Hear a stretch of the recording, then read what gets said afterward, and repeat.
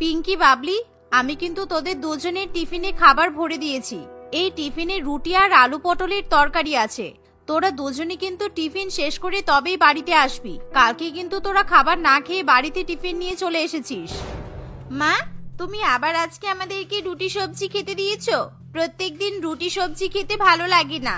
আমাদের স্কুলের বন্ধুরা পিৎজা, পাস্তা, বার্গার, চাউমিন আরো কত কিছু নিয়ে যায়, আর আমরা প্রত্যেকদিন রুটি সবজি খাই বলে ওরা আমাদেরকে রাগায়।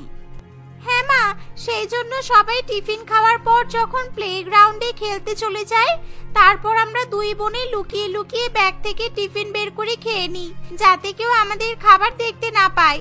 তুমি আজকে আমাদের জন্য পাস্তা বানিয়ে দাও না মা।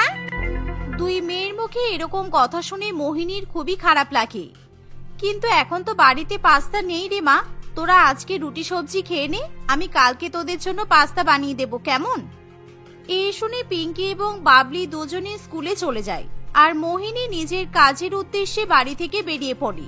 আসলে মোহিনী এক পাস্তা তৈরির ফ্যাক্টরিতে কাজ করে, আর সেখানে মোহিনীর মতো আরো অনেক মহিলাই পাস্তা প্যাকিং করার কাজ করে থাকে। কিন্তু দুর্ভাগ্যের বিষয়, সেই কারখানার মালকিন পুষ্পিতা দেবী ভীষণই নির্দয় এবং কূটনৈতিক ছিল। সে তার কর্মচারীদেরকে দিয়ে খুবই কম টাকার বিনিময়ে কাজ করাতো, আর তার কারখানাতে যে সমস্ত মহিলারা কাজ করত তাদের সবাইকে দৈনিক মজুরি হিসেবে সে মাত্র 200 টাকা করে দিত। আর যেহেতু মোহিনী বিধবা, অসহায়, আর তার দুই মেয়ের ভরণ পোষণের দায়িত্ব তার উপরেই ন্যস্ত থাকে, তাই মোহিনীকে বাধ্য হয়ে সেই ফ্যাক্টরিতেই কাজ করতে হয়। কি ম্যাডাম, আপনি আমাকে 100 টাকা দিলেন কেন? আর 100 টাকা কোথায়? আর 100 টাকা কোথায় মানে? আজকে তুমি 20 মিনিট দেরি করে এসেছো, তাই জন্য আমি 100 টাকা কেটে নিয়েছি। আমার কারখানার নিয়ম কানুন তোমরা তো খুব ভালো মতোই জানো। কিন্তু ম্যাডাম, মাত্র 20 মিনিটের জন্য আপনি পুরো 100 টাকা কেটে নেবেন? আপনি কিন্তু এটা ঠিক করলেন না। 12 ঘন্টা কাজ করার পর আপনি মাত্র 200 টাকা আমাদেরকে দেন। তারপরও যদি আমাদের টাকা কেটে নেন, তাহলে আমাদের মতো গরিবদের সংসার চলবে কিভাবে? পুষ্পিতা দেবী কোনো কথাতেই পাত্তা দেয় না। সে চুপচাপ সেখান থেকে চলে যায়, যার ফলে মোহিনী সেই 100 টাকা নিয়েই মন খারাপ করে বাড়ির দিকে যেতে শুরু করে। আর যখন সে বাড়ির কাছাকাছি পৌঁছায়, তখন সে দেখে যে তাদের প্রতিবেশী বিমলা বাড়ির বাইরে বসে তার বাচ্চা ছেলে বল্টুকে পাস্তা বানিয়ে খাওয়াচ্ছে। আর পিঙ্কি এবং বাবলি দুই বোন নিজেদের বাড়ির সামনে দাঁড়িয়ে দাঁড়িয়ে বল্টুকে পাস্তা খেতে দেখতে থাকে। দেখ বোন, বল্টুকে ওর মা কি সুন্দর পাস্তা খাওয়াচ্ছে, একেবারে লাল লাল দেখতে পাস্তা। আমার না পাস্তা খেতে খুব ইচ্ছে করছে। মা যতই বলুক না কেন, পাস্তা খেলে আমরা মোটা হয়ে যাব, কিন্তু তবু আমার পাস্তা খেতে খুব ইচ্ছা করে। আরে দিদি, মা তো আমাদেরকে বোকা বানায় যাতে আমাদেরকে পাস্তা খাওয়াতে না হয়। সেই জন্য মা আমাদেরকে ভুলভাল বুঝিয়ে দেয়। চল না দিদি, আমরা বিমলা কাকিমার কাছে গিয়ে একটু পাস্তা চাই। আমরা গিয়ে পাস্তা চাইলেই কিন্তু কাকিমা আমাদেরকে পাস্তা খেতে দেবে। এই ভেবে পিঙ্কি এবং বাবলি দুজনেই বিমলা ও তার ছেলে বল্টুর দিকে এগিয়ে যায়, কিন্তু তারা ভয়ে কোনো কথা বলতে পারে না। কি হলো, তোরা দুই বোন দাঁড়িয়ে দাঁড়িয়ে কি দেখছিস? যা এখান থেকে। তোদের মা এখনো কাজ থেকে বাড়ি ফেরেনি মনে হচ্ছে, সেই জন্য তোরা বাইরে বাইরে ঘুরে বেড়াচ্ছিস। মা, পিঙ্কি আর বাবলি আমার পাস্তার দিকে নজর দিচ্ছে। এই পাস্তা খেলে কিন্তু আমার পেট খারাপ করবে। তুমি অল্প একটু পাস্তা ফেলে দাও, তাহলে পাস্তার নজর কেটে যাবে। তা না হলে কিন্তু আমার শরীর খুব খারাপ করবে। হ্যাঁ, তুই ঠিকই বলেছিস। তখন থেকে এরা দুজনে পাস্তার দিকেই তাকিয়ে আছে। বাপের জন্মে এরা তো কখনো পাস্তা খায়নি। আমি বরং অল্প একটু পাস্তা ফেলেই দিই। এই বলে বিমলা অল্প একটু পাস্তা বাবলি এবং পিঙ্কির সামনে ফেলে দেয়। আর মাটিতে পড়ে যাওয়া সেই পাস্তা দেখে বাবলি এবং পিঙ্কি দুজনেরই খুবই লোভ হয়। চল দিদি, আমরা এই পাস্তাটা তুলে খেয়ে নিই, কারণ আমার খুব পাস্তা খেতে ইচ্ছে করছে। এই বলে যেই মাটি থেকে তারা পাস্তা তুলে খেতে যাবে, তখনই বিমলা সেই মাটির উপর পড়ে থাকা পাস্তার উপর দাঁড়িয়ে পড়ে, আর যা দেখে বল্টু জোরে জোরে হাসতে শুরু করে দেয়। পাস্তা খাবি তাই তো? তোরা পাস্তা খাবি? আমি পা দিয়ে খুব ভালো মতো পাস্তা চটকে দিয়েছি, এবার তোরা খেয়ে নে। নে নে খা, দাঁড়িয়ে আছিস কেন? ঠিক এমন সময় সেখানে মোহিনী চলে আসে, আর বিমলার ব্যবহার দেখে মোহিনীর ভীষণই খারাপ লাগে। বিমলা, তোমার লজ্জা করে না? আমার ফুলের মতো বাচ্চা মেয়েদের সঙ্গে তুমি এরকম করতে পারলে? ওরা একটু পাস্তা খেতে চেয়েছে বলে তুমি ওদের সঙ্গে এরকম করবে? তুমি ওদেরকে পাস্তা দেবে না, তাহলে ওদেরকে এখান থেকে তাড়িয়ে দিতে পারতে। এরকম ভাবে ওদেরকে পাস্তার লোভ দেখাচ্ছ কেন? ঠিক করেছি, তোমার মেয়েরাই বা আমার বাড়ির সামনে এসে আমার ছেলের খাবারে নজর দেবে কেন? মেয়েদেরকে পাস্তা খাওয়ানোর মুরদ নেই, আবার বড় বড় কথা বলতে এসেছে। চল বল্টু, বাড়ির মধ্যে গিয়ে পাস্তা খাবি। এই বলে বিমলা ছেলেকে নিয়ে বাড়ির মধ্যে চলে যায়। আর এমন সময় মোহিনী তার দুই মেয়ের হাত ধরে টানতে টানতে বাড়ির মধ্যে নিয়ে আসে।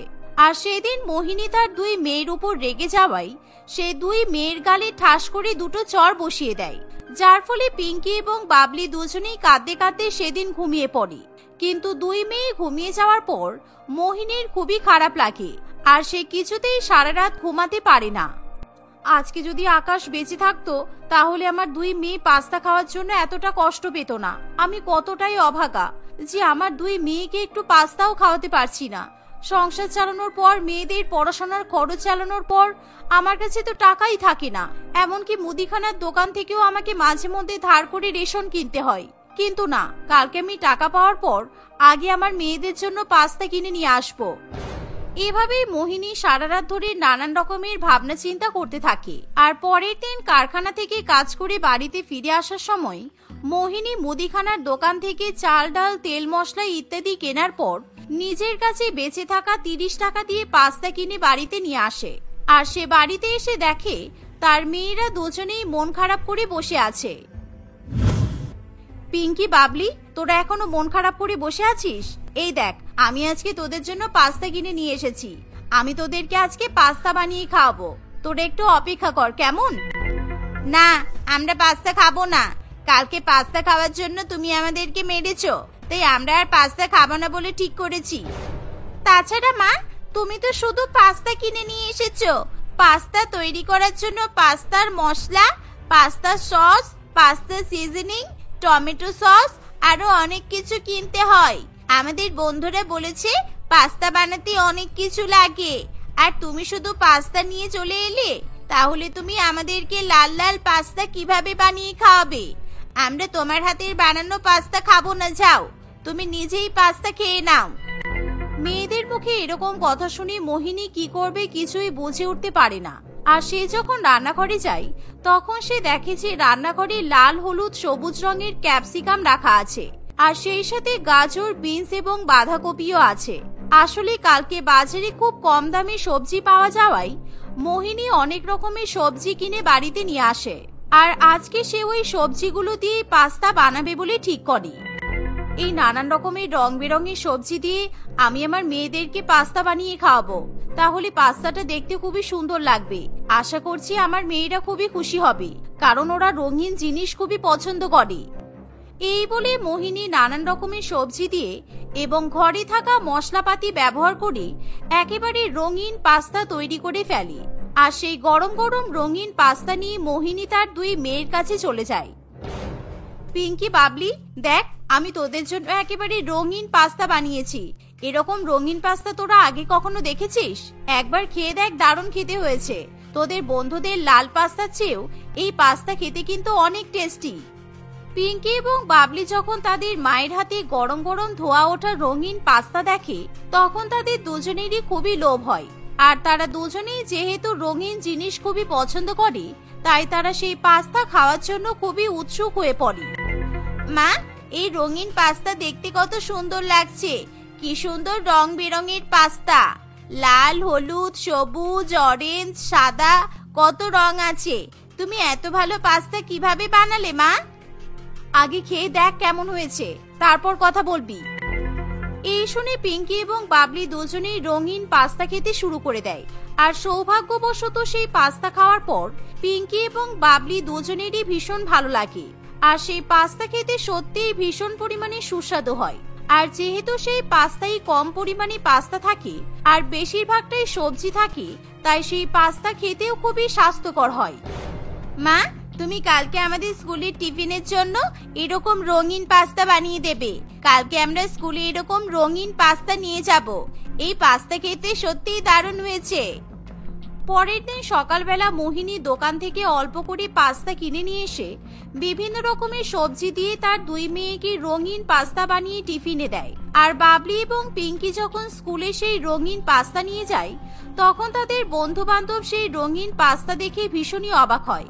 আর সবাই সেই রঙিন পাস্তা খাওয়ার জন্য ভীষণ পরিমাণে উৎসাহিত হয়ে পড়ে। বিশেষ করে বল্টু, পিঙ্কি এবং বাবলির কাছে রঙিন পাস্তা খাওয়ার জন্য চলে আসে। এই তোরা তো গরিব, তোরা তাহলে এত দামি পাস্তা কোথায় পেলি? আমি অনেক রকমের পাস্তা খেয়েছি, কিন্তু এরকম রঙিন পাস্তা আমার মা বাবা আমাকে কখনো খাওয়ায়নি। তোরা হঠাৎ করে বড়লোক হয়ে গেলে কিভাবে যে তোরা এরকম রঙিন পাস্তা খাচ্ছিস? তোরা কত টাকা দিয়ে কিনেছিস এই পাস্তা? আমাকে একটু দে না, খেয়ে দেখি। আমরা এই পাস্তা কিনিনি, আমাদের মা বাড়িতেই আমাদের জন্য রঙিন পাস্তা বানিয়ে দিয়েছে। আর তোদের লাল লাল ঝাল ঝাল পাস্তার থেকে এই পাস্তা খেতে কিন্তু অনেক ভালো। নে একবার তোরা খেয়ে দেখ। এই বলে পিঙ্কি এবং বাবলি দুজনেই তাদের স্কুলের বন্ধু বান্ধবদের সেই রঙিন পাস্তা খাওয়ায়। আর যেহেতু সেই রঙিন পাস্তা দেখতে খুবই সুন্দর হওয়ার পাশাপাশি খেতেও খুবই সুস্বাদু হয়, তাই পিঙ্কি এবং বাবলির বন্ধু বান্ধবদের সকলেরই সেই পাস্তা খুবই পছন্দ হয়। আর সেদিন স্কুল ছুটির পর সমস্ত বাচ্চারা নিজের নিজের বাড়িতে যাওয়ার পর নিজেদের মায়ের কাছে রঙিন পাস্তা বানিয়ে দেওয়ার জন্য আবদার করতে শুরু করে দেয়। মা, তুমি আমার জন্য সাদা সাদা কিংবা লাল রঙের পাস্তা বানাবে না, তুমি আমার জন্য রঙিন পাস্তা বানিয়ে দেবে। লাল, সবুজ, হলুদ, অরেঞ্জ কালারের পাস্তা। পিঙ্কি আর বাবলির মা ওদেরকে আজকে রঙিন পাস্তা বানিয়ে দিয়েছিল, আর পাস্তাটা খেতে কিন্তু দারুণ টেস্টি হয়েছিল। আমি আর নর্মাল পাস্তা খাবো না, আমি এবার থেকে ওই রকম রঙিন পাস্তা খাবো। বল্টুর কথা শুনে বিমলা ভীষণই অবাক হয়। কি রঙিন পাস্তা আমি কিভাবে বানাবো? পাস্তা যেভাবে বানাতে হয় সেভাবেই তো পাস্তা বানাই আমি তো আগে কখনো রঙিন পাস্তার নামও শুনিনি। লাল, সবুজ, হলুদ, সাদা, কমলা কালারের আবার পাস্তা হয় নাকি? কি সব ভুলভাল কথা বলছিস তুই? ভুলভাল কথা বলছি না, ঠিক কথাই বলছি। তুমি আমাকে কালকে রঙিন পাস্তা বানিয়ে দেবে, তা না হলে আমি কিন্তু টিফিন খাবো না বলে দিলাম। বল্টুর কথা শুনে বিমলা খুবই চিন্তায় পড়ে। আর সে পরের দিন কিভাবে রঙিন পাস্তা বানাবে কিছুই ভেবে উঠতে পারে না। আর সে চাইলেও মোহিনীর কাছে গিয়ে কিছু জিজ্ঞাসা করার সাহস পায় না। ঠিক একই রকমের দৃশ্য দেখা যায় পিঙ্কি এবং বাবলির অন্যান্য বন্ধু বান্ধবদের বাড়িতেও। প্রকৃতি, প্রিয়াঙ্কা, রিয়া, রাজা, টিনা সবাই নিজের নিজের বাবা মায়ের কাছে রঙিন পাস্তা খাওয়ার জন্য বায়না ধরে, কিন্তু কেউ কিছুতেই রঙিন পাস্তা বানাতে পারে না। তাই সবাই বাধ্য হয়ে নিজের নিজের ছেলে মেয়েদের সাধারণ পাস্তাই বানিয়ে দেয়, কিন্তু কোনো বাচ্চাই সেই সাধারণ পাস্তা আর খেতে চায় না। আর প্রত্যেকদিন বাচ্চারা বাড়িতে টিফিন ফিরিয়ে নিয়ে চলে যায়। এভাবেই কিছুদিন কাটে। আর হঠাৎই একদিন স্কুলের সমস্ত বাচ্চাদের মায়েরা মোহিনীর কাছে এসে হাজির হয়। আর তাদের মধ্যে সেখানে বিমলাও উপস্থিত থাকে। দিদি, তুমি আমাদের ছেলে মেয়েদেরকে কি রঙিন পাস্তা খাওয়ালে বলো তো? ওরা তো আমাদের হাতে তৈরি করা সাধারণ পাস্তা খেতেই চাইছে না। আমরা তোমার কাছে একটা অনুরোধ নিয়ে এসেছি, তুমি যদি প্রত্যেকদিন আমাদের ছেলে মেয়েদের জন্য স্কুলের টিফিনে রঙিন পাস্তা বানিয়ে দাও, তাহলে তার বিনিময়ে তোমার যত টাকা লাগবে আমরা তোমাকে দেব। আমরা অন্তত রোজ রোজ বাচ্চাদের টিফিন তৈরি করে দেওয়ার হাত থেকেও তো রেহাই পাবো। এই শুনে মোহিনী খুবই খুশি হয়। এমনকি বিমলাও নিজের ভুলের জন্য মোহিনীর কাছে ক্ষমা চেয়ে নেয়। তাই মোহিনী স্কুলের বাচ্চাদের টিফিনে রঙিন পাস্তা তৈরি করার অর্ডার নিয়ে নেয়। আর পরের দিন থেকেই মোহিনী পাস্তা তৈরির কারখানাতে যাওয়া বন্ধ করে দেয়। সে বাড়িতে বসেই রঙিন পাস্তার টিফিন তৈরি করে বিক্রি করতে শুরু করে দেয়। স্কুলের বাচ্চাদের জন্য তাকে প্রায় প্রত্যেক দিন ৩০০টা টিফিন বক্স রেডি করতে হয়। আর এভাবেই ধীরে ধীরে সে অনেক টাকা উপার্জন করতে থাকে। তাই খুব তাড়াতাড়ি সে বাজারের মধ্যে নিজের একটা ছোট্ট রেস্টুরেন্টও খুলে ফেলে। আর সেই রেস্টুরেন্টে স্পেশাল খাবার থাকে রঙিন পাস্তা। এভাবেই রঙিন পাস্তা মোহিনী এবং তার দুই মেয়ের জীবনে পরিবর্তন নিয়ে আসে। রমেন তার স্ত্রী মধুমিতা এবং বাবা হরিপদ বাবুর সঙ্গে থাকতো। রমেন ভেজ বিরিয়ানি বিক্রি করত। সে ঠেলাগাড়ি করে প্রত্যেকদিন বাজারে ভেজ বিরিয়ানি বিক্রি করার জন্য যেত। রমেন খুবই সৎ এবং দয়ালু প্রকৃতির মানুষ ছিল। কোনো মানুষের দুঃখ কষ্ট সে সহ্য করতে পারত না। আর সেই জন্যই রমেন মাত্র ৩০ টাকায় ভেজ বিরিয়ানি বিক্রি করত।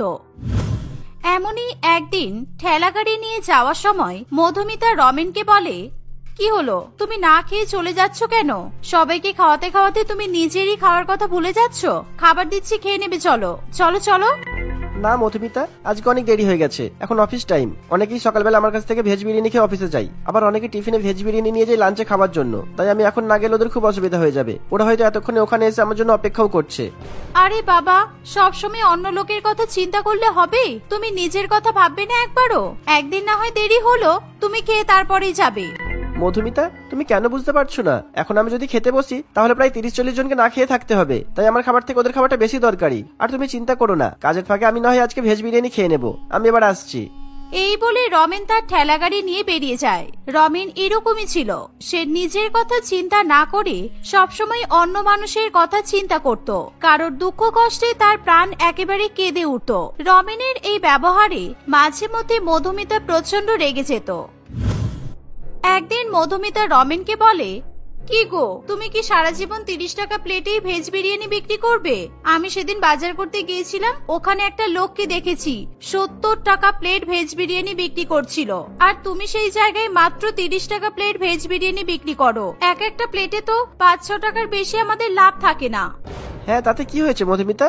আমি তো বহু বছর ধরে 30 টাকা প্লেট ভেজ বিরিয়ানি বিক্রি করে আসছি। আরে বাবা, হোক না, এখন তো সব জিনিসের দাম বেড়ে গেছে, আর তোমার ভেজ বিরিয়ানির দাম এখনো বাড়লো না বলো? এত কম লাভ হয় আমাদের, এরকম ভাবে হয় বলো? তুমি এক কাজ করো, তুমি ভেজ বিরিয়ানির দাম বাড়িয়ে দাও, দেখবে তাহলে আমাদের আরো লাভ হবে। ওই লোকটা 70 টাকা প্লেট ভেজ বিরিয়ানি বিক্রি করছে, তুমিও তাই করো। আচ্ছা, তুমি যে বলো যে তুমি পরিতোষকে 70 টাকা প্লেট ভেজ বিরিয়ানি বিক্রি করতে দেখেছো, তুমি কি তাহলে ওর কাছ থেকে খাবার কিনে খেয়েছো কখনো? আরে না বাবা না, অত টাকা দিয়ে ভেজ বিরিয়ানি খাবো কেন আমি? বাবারে বাবা, ওই টাকা দিয়ে তো কতগুলো সবজি হয়ে যাবে, আমি খাইনি। ঠিক এই কারণেই সবাই পরিতোষকে ছেড়ে আমার কাছ থেকে বিরিয়ানি খাই, বুঝেছো? তুমি যেরকম ভাবলে এরকম বাকি লোকও ভাবে। আর তাছাড়া তুমি জানো না পরিতোষ মানুষকে কিভাবে ঠকায়। ও ভেজ বিরিয়ানি রান্না করার জন্য খুব কম দামে তেল, বাজে মশলা ব্যবহার করে। আর তুমি তো জানোই আমি মানুষের কখনোই ক্ষতি করতে পারবো না। কিন্তু রমেন, আমি তো তোমাকে মানুষের ক্ষতি করার কথা বলছি না, আমাদের ভবিষ্যতের কথাটা একবার তুমি চিন্তা করো। দেখো মধুমিতা, এটা শুধু আমার কাছে ব্যবসা নয়, আমি আমার ব্যবসার মাধ্যমে মানুষের সেবা করি। আর তুমি তো জানো সমাজ সেবা করতে আমি কত ভালোবাসি। মানুষের সেবা করে আমি খুব খুশি হই। আর তাছাড়া এখন তো চলেই যাচ্ছে আমাদের, পরে যদি সেরকম কিছু বুঝতে পারি তখন নয় 2-4 টাকা বাড়িয়ে দেওয়া যাবে। এই শুনে মধুমিতার আর কিছু বলার থাকে না। এরকম ভাবে সময় কাটতে থাকে। একদিন রমেন ভেজ বিরিয়ানি বিক্রি করার সময় হঠাৎ করে তার হার্ট অ্যাটাক হয়, আর সে সেখানে পড়ে যায়। তার দোকানে আগত বেশ কয়েকজন কাস্টমার তাকে হসপিটালে ভর্তি করে। খবর পাওয়া মাত্রই মধুমিতা এবং তার শ্বশুর মশাই হসপিটালে গিয়ে পৌঁছায়। কিন্তু হসপিটালে যাওয়ার পর তারা জানতে পারে রমেন এই পৃথিবী ছেড়ে সকলকে ছেড়ে চলে গেছে। মধুমিতা এবং তার শ্বশুর মশাই একেবারে ভেঙে পড়ে। খুবই দুঃখ কষ্টের মধ্যে দিয়ে তাদের বেশ কিছুদিন কাটে। বাবা, রমেনের জায়গায় আমি এবার ভেজ বিরিয়ানি বিক্রি করব। জমানো যা টাকা ছিল সব শেষ হয়ে গেছে। হাতে যে কটা টাকা আছে তাই দিয়ে যদি এখন ব্যবসা শুরু না করি তাহলে আর কখনোই শুরু করতে পারবো না। এই বলে মধুমিতা ভেজ বিরিয়ানির ঠেলাগাড়ি নিয়ে বেরিয়ে পড়ে। রমেনের ঠেলাগাড়িটা দেখেই অনেকেই মধুমিতার কাছে ভেজ বিরিয়ানি খাওয়ার জন্য আসে। তাদের মধ্যে একজন মহিলা মধুমিতার হাতে 3000 টাকা দেয়। সে মাত্র 1 প্লেট ভেজ বিরিয়ানি খেয়েছিল। এই দেখে মধুমিতা প্রচন্ড পরিমাণে অবাক হয়। এ কি, আপনি আমাকে 3000 টাকা দিলেন কেন? আপনার তো মাত্র 30 টাকা হয়েছে।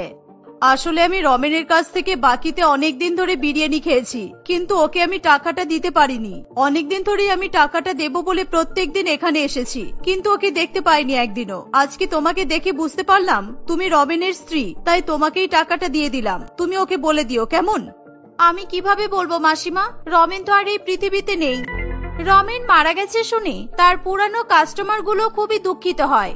সেই সাথে মধুমিতা ওই 3000 টাকাটা পেয়ে খুবই খুশি হয়। সে মনে মনে রমেনকে ধন্যবাদ জানাতে থাকে। ওই 3000 টাকা নিয়েই মধুমিতা একেবারে রমেনের মতো করে ব্যবসা শুরু করে। একদিন মধুমিতা দেখে রাস্তার ধারে একটি ছেলে গাছের নিচে মন খারাপ করে বসে আছে। মধুমিতা কাজের ফাঁকে ফাঁকে বারবার তাকে দেখতে থাকে। বেশ অনেকক্ষণ হয়ে গেলে ওই ছেলেটি মধুমিতার কাছে আসে। ছেলেটির নাম ছিল আকাশ। আকাশ মধুমিতার ঠেলাগাড়ির সামনে যে ভিড় জমেছিল সেই ভিড়টা কমে যাওয়ার জন্যই অপেক্ষা করছিল। বলছি দিদি, আর কি কোনো খাবার বেঁচে আছে? 1 প্লেট খাবার হবে? বিরিয়ানি তো শেষ হয়ে গেছে ভাই, খুব সামান্য পড়ে আছে।